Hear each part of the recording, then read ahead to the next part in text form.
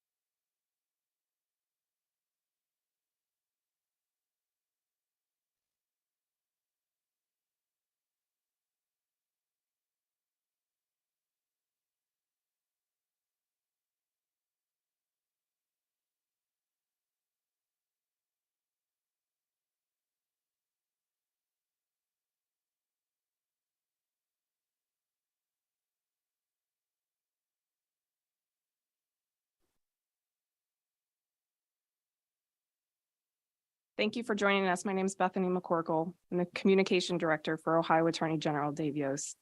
We have some important updates and announcements that I'm going to let the Attorney General share. But just for formality of the press conference, we'll let him give some remarks, and then we will open it up for Q&A. If you have questions, let us know in the chat, and then I will individually let people ask their questions. But this time, I'll let you hear it straight from the Attorney General, Dave Yost. Thank you, Bethany. Good afternoon. This afternoon in Federal District Court for the Northern District of Ohio, the state of Ohio has sued Norfolk Southern over the February 3rd derailment and subsequent toxic spill that occurred near the village, in the village of East Palestine. This is a 53-count complaint, 106 pages, and looks to hold Norfolk Southern responsible for their actions. The train derailment caused the release of over 1 million gallons of hazardous chemicals, and it endangered both the health and area residents of the area residents and Ohio's natural resources. Among the things we note in the complaint are Norfolk Southern's escalating accident rate. It's up 80% over 10 years. And that's a concerning number. At least 20 Norfolk Southern derailments since 2015 have included chemical spills. This derailment was entirely avoidable, and I'm concerned that Norfolk Southern may be putting profits for their own company above the health and safety of the cities and communities that they operate in.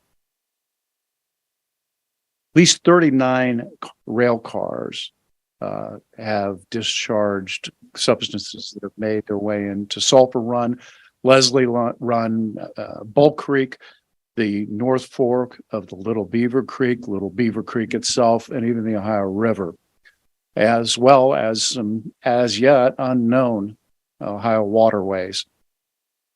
It's interesting, I was a few weeks ago in East Palestine. The village hall is actually built over Sulphur Creek. And while I was in City Hall, I not only heard from employees who said that they had developed sore throats and other irritations. The brief time I was in the hall, maybe 10 or 15 minutes, I too experienced some discomfort. Clearly, at least at that time, Sulphur Run was still had plenty of discharged chemicals in it. There's been damage to the local economy. Citizens obviously were displaced, businesses shut down, and the state seeks to recover the costs, lost taxes, other economic losses. I will note that one happy spot, and I want to thank the media for this, as a small business owner in East Palestine that owns Pizza Joe's. And he told me that in spite of the fact that he's lost most of his Pennsylvania business coming across the border because they haven't been able to get around the roadblocks, the media were buying enough pizza pies in town that they were helping to make up for that shortfall. So let it never be said that the news media doesn't help the local economy. There are numerous violations we allege in this lawsuit, state and federal laws and Ohio common law.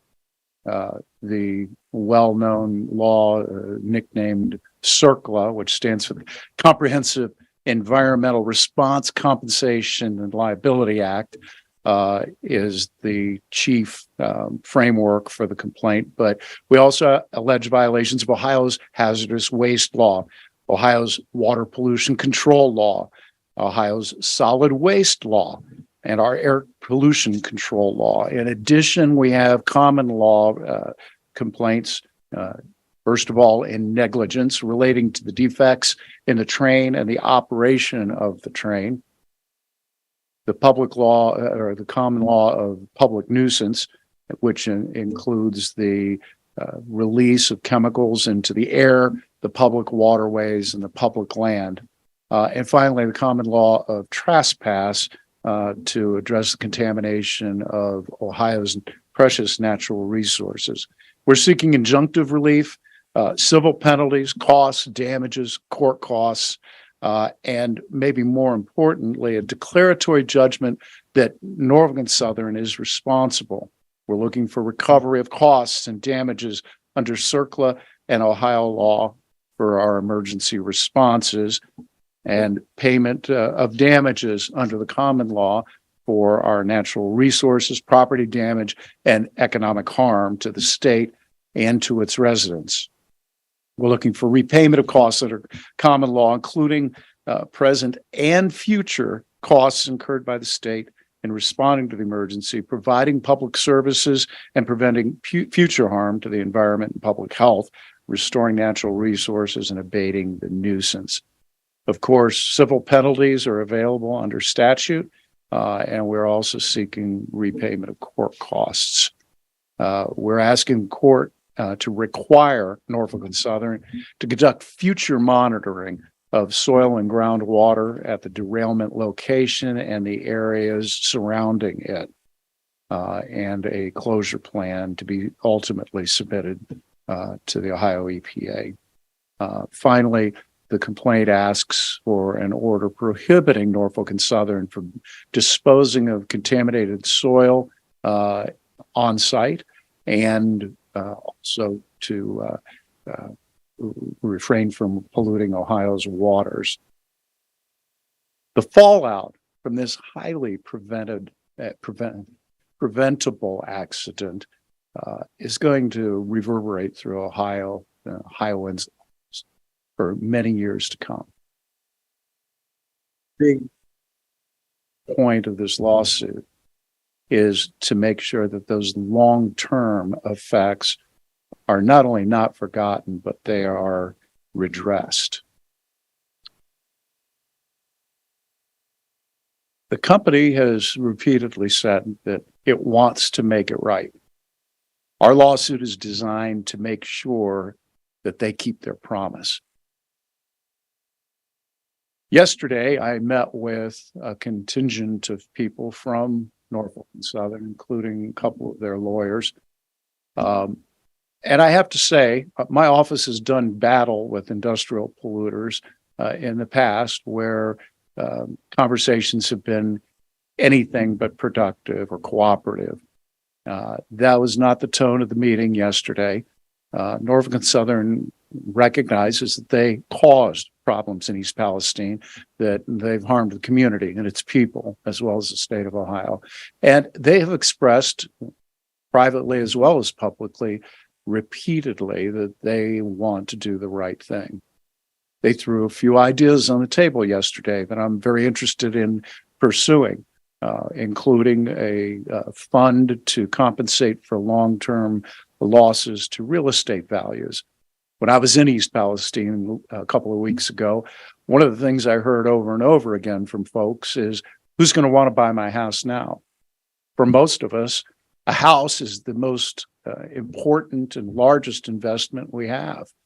The idea that it could be damaged or maybe even rendered valueless by this train wreck is disturbing to them, to me, and I am pleased that Norfolk Southern at least recognizes that and feels that they have some responsibility to address that. Also, there's been some discussion about improving the water treatment ability of the village. I think that's appropriate, and looking forward to further conversations. Governor DeWine has been in regular contact with me about this disaster and the state's legal options. One of the things Governor DeWine has asked me several times is how we make sure that there is a way to take care of folks who have long-term health impacts that might not be available right away or noticeable right away, is what I meant to say. And we've seen this happen in other situations. For example, some of the effects of the Desert Storm operation for the Department of Defense, or post 9/11. It was years later before some of the health impacts became apparent. Governor DeWine and I are both extremely concerned that those delayed impacts are also taken care of. And I'm pleased to report that our conversations yesterday with Norfolk and Southern, they recognized that and again have indicated a willingness to put money up toward a fund that will address those long-term impacts. Now, there's a long way between expressing willingness and a final program that is going to adequately address the damages that have been done here. This lawsuit is designed to make sure that Norfolk and Southern keeps their word to the people of East Palestine and the people of Ohio. We're going to pursue those discussions, but we're also going to make sure that the court process goes through and that the obligations are ultimately, whether by judgment or agreement, are enforceable. I want to particularly thank Governor DeWine for his cooperation and openness as we have tried to find facts over the last month. Also in East Palestine, a special shout out to the fire chief, Keith Dravick, who has worked tirelessly to protect his community. On my team, I'd like to thank John Fulkerson and Aaron Farmer, who have led the litigation team that includes Amber Wooten Hartline, Carrie Kunkel, Catherine Walker, Greg Bachman, Mark Navarre, Morgan Sterick, and Nora Beatty. I'm really proud of these folks. They have worked nights and weekends trying to get this lawsuit put together and have it well-founded both in fact and in law. We're still finding out what the facts were, exactly what happened, who was responsible. And each day, it seems that the picture gets a little bit more complicated, and I'm sure that there are many more facts yet to find. We're working hard to find those answers, to find the facts, to ask the right questions, and that too is part of the court process. Our pledge to the people of East Palestine and the people of Ohio is that we will not draw back, we will not give up, we will not surrender, but we will end in a place where there is justice for the people, for the economy, and for the environment. I'll be happy to take any questions. I'm sorry, I misstated the number of counts in this complaint. It's 58, not 53. Okay, the first question is from John Bedell with WHIO. Hi, Attorney General Yost. Given the East Palestine derailment and the most recent one in Springfield, which also involved a Norfolk Southern train that was hauling hazmat, although luckily here in Clark County, none of the cars that derailed had hazmat in them. Are you concerned with Norfolk Southern trains continuing to run through Ohio right now? Well, look, I think it is important to make sure that we recognize that the railroads, as an industry or an individual railroad, is not the enemy. They're an integral part of the American economy. They move massive amounts of freight safely and cheaply. And we need to make sure that we are looking at the facts as they are. Now, given that issue or that caveat, I would add that I am concerned about an increasing statistic regarding safety where there's more derailments. I think that it's important that we have a national conversation about the things that will make railroads even safer for our communities. And I feel certain there are some things. That being said, railroads of all railroads are safer than truck transport. And we need to make sure that we're not overreacting as much as we also need to make sure that we're holding people properly accountable. Okay, the next question is from Eric Heisek with Law 360. Thanks for doing this, Mr. Attorney General. The question I had was, I was hoping you could differentiate this lawsuit from I think we're up to about 24 lawsuits that are seeking proposed class action status. Can you tell me the difference between what you're seeking and what they are? Yeah, thank you, Eric. Good question. So the private lawsuits that represent individual people with individual damages. Our lawsuit is seeking the damages to the state of Ohio, to its environment, to its economy, as well as the broader damage to the people. So these run on parallel tracks, if I can use that metaphor. Neither eliminates the other one or controls. They're about different consequences of the same facts. I'm going to give you a chance, Eric. Do you have a follow-up question? I do not. The only thing I was going to point out is I believe both are seeking medical monitoring. So I didn't know if there was any conflict with both seeking medical monitoring or some of the damages or some of the relief that both are seeking. Yeah, I would not call it a conflict. I would say that we're not. There's a concept in the law called offset, and so if in one lawsuit the defendant pays for a set of costs, you don't double dip. You don't get it paid twice for that. And so there would be an offset. Certainly, we're not trying to have two sets of monitoring going on. Thank you. The next question is from Tyler Madden with WTOV.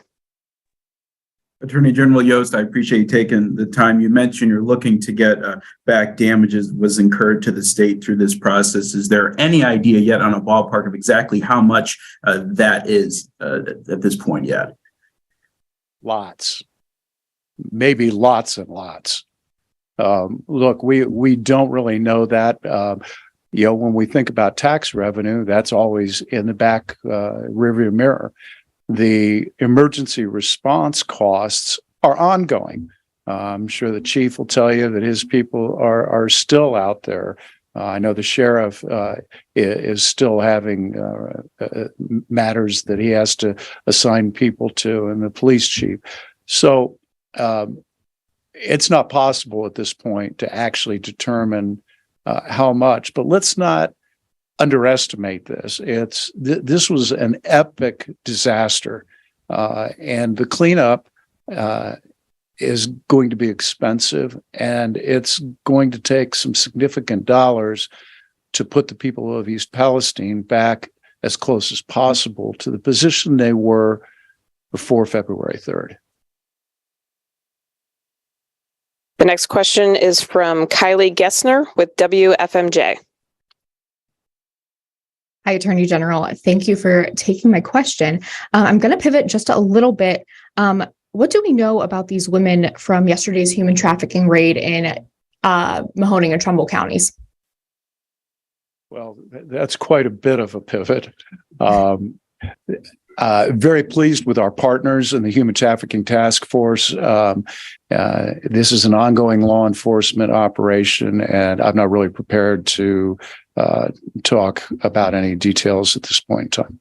Okay, quick follow-up. So what resources are available for victims in cases like this in general? So all of our task forces include service components. So when we find a survivor of human trafficking, we try to find out what they need. If that is shelter, clothing, food. We try to link them up with social service providers that can help them with that. If it's detox or drug treatment, we have partners that make beds available. So we work hard to not re-victimize the survivors of human trafficking who have already endured trauma that will be with them for years, probably the rest of their lives. All right, thank you. All right, the next question is from Evan Bush with NBC News. Thanks so much for doing this. I was hoping you could describe in a little bit more detail what long-term relief you're asking for in terms of medical monitoring, groundwater and soil monitoring. How many years, and maybe just a little bit more detail on that piece of things. Thank you. Thank you. That is a little bit of a developing target, and let me explain why. This is an unusual kind of aquifer. Now, fair warning, I'm no hydrologist, but it's my understanding that because of the placement of this aquifer, the water behaves differently and is subject to more rapid changes than in other parts of Ohio. We're measuring that and looking at those impacts, and those impacts are what's going to describe how long and how wide and broad we have to be looking at to remediate. Similarly, soil, when I was up there, one of the questions I got asked was, I've got winter wheat in. Does this chemical spill change am I allowed to sell my product? Are farm animals allowed to eat that winter wheat? So that's an example. There's lots of things that we don't know yet. That's why I keep talking about finding more facts. The remedies are going to be fashioned to meet the facts that we find through discovery and further investigation. The next question is from Lindsay Weber with WLWT. Good afternoon, sir, and thank you so much for your time today. So back here in Cincinnati in November, city leaders announced a proposed rail sale to Norfolk Southern. Obviously, recent events have raised a lot of concern over citizens. How do you weigh holding accountable Norfolk Southern for public safety versus any kind of future economic development and deals? Well, I think those are probably two different things. And as the Attorney General, my focus is on getting this disaster cleaned up and maybe participating in the policy discussions about what reforms might be appropriate. Economic development is a matter that's not really the Attorney General's to drive. So I guess I got to stay in my lane and try to fight for justice. Thank you. Thank you. We have a follow-up question from John Bedell.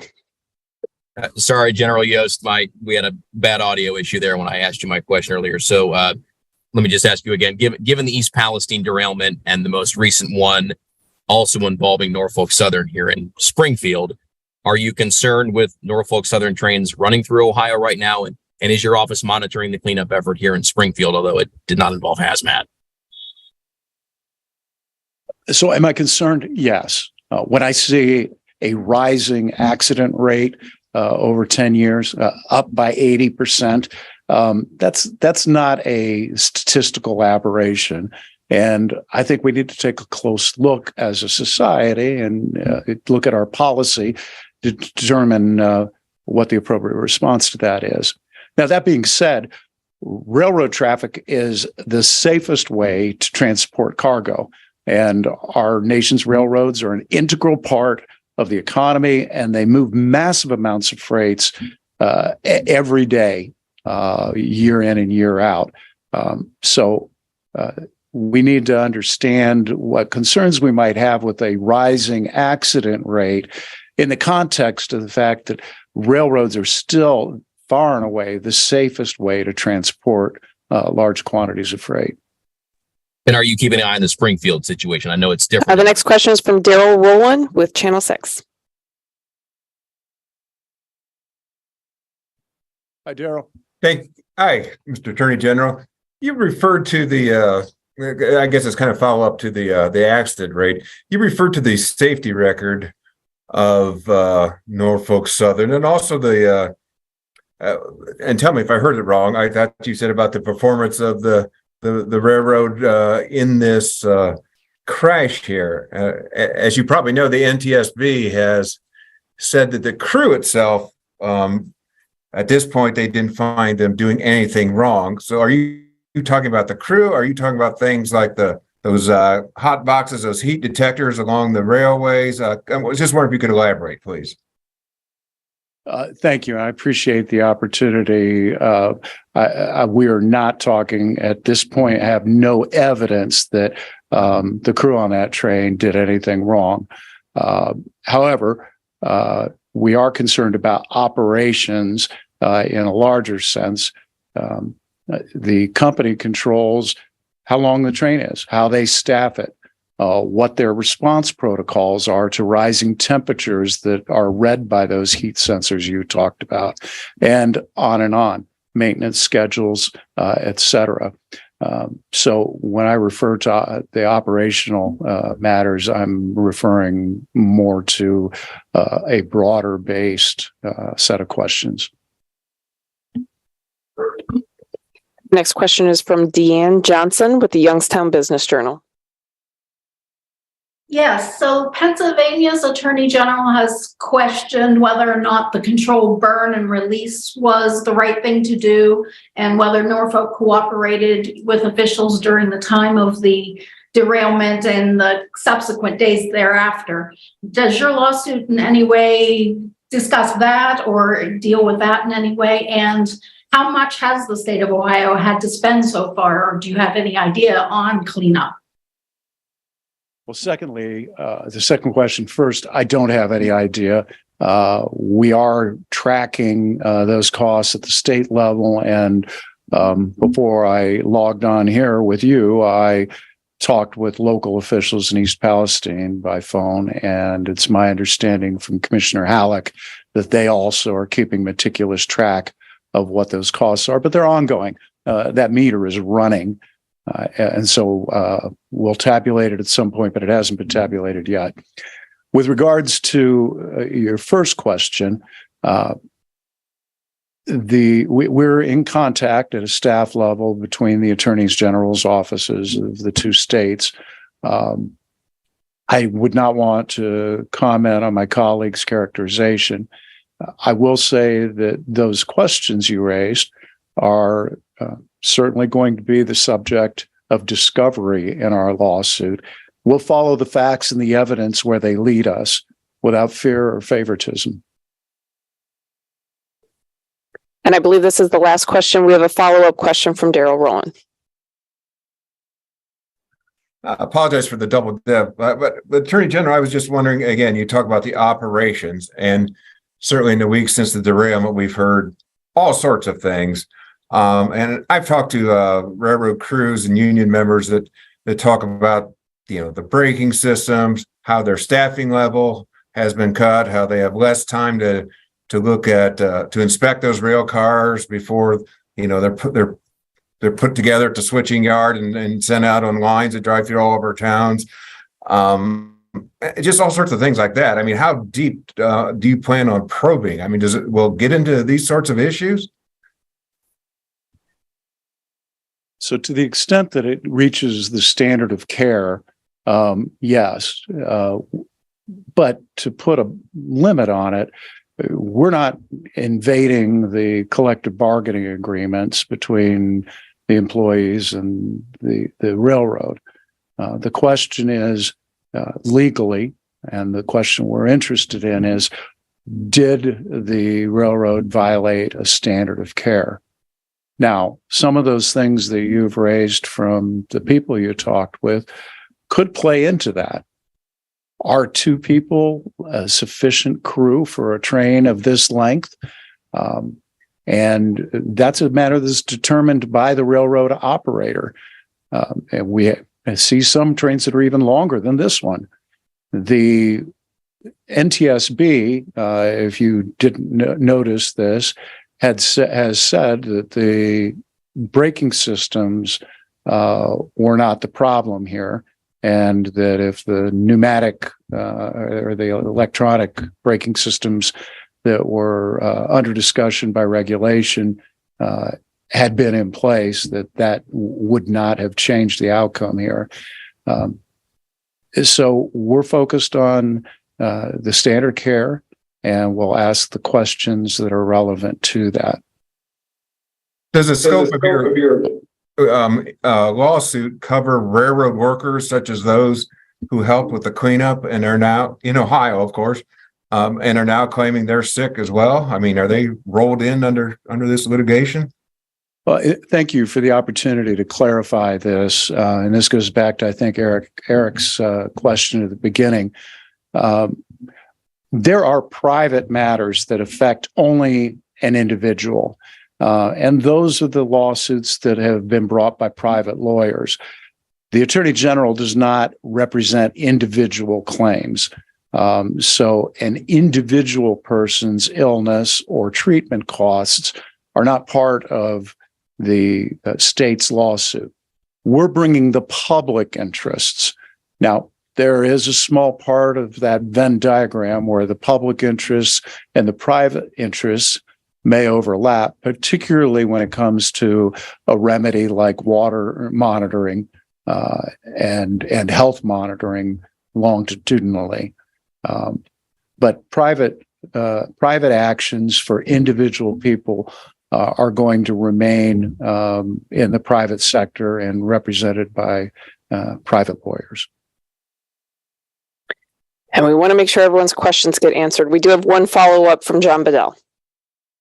General Yost, on the Springfield derailment, the most recent one involving Norfolk Southern, different than East Palestine in that it was hauling hazmat, but none of the cars that derailed had hazmat in them. But is your office monitoring the cleanup and aftermath involving the Clark County train derailment? We have staff level discussions and are being kept in the loop.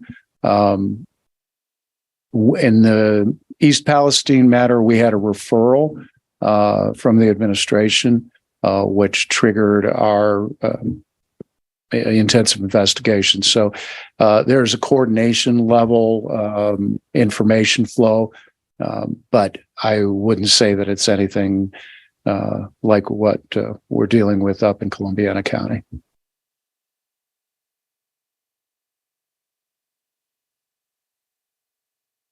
I want to thank everybody for joining us, and let's go do big good.